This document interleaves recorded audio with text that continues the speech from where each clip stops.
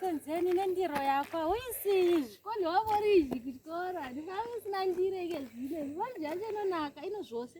neshuga paine dovi paine bhinzi paine mukaka kaikaidlaenda matama wava nematama senzeni mwenyerenda ndakangana ndautengera mabhuku last week ana kuya mapenzi 7 ndakamaona hangu makanditengera 7 mapenzi ndaitenda zvegarden raukanga wandidiridzira riya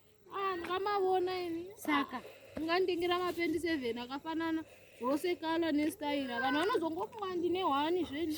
vanhu vanani naiwe senzeni kuchikora kwari pagrade 4 toratidzana mapendi izo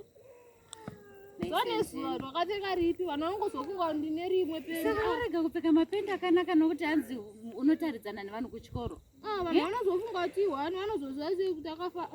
vane basa akawanda akafanana vanongochivataridzirei ndakandaona kuti hauna mapendi uchiri kundivhurira senzeni pane vanhu pane naiveduwei ndakati ngigwa amwe kuti ndaiziva kuti hauna mapendi akanaka ndosikana ndakutengera mapendi mashinu iwe wakundudza kuti akafanana chiyaya akangofanana rongoita se1 riya vanhu vanozoti handichinji kuchikoro ini saka ndokutengerai sezvinhu kana usingatendi kudai unouraya neshungu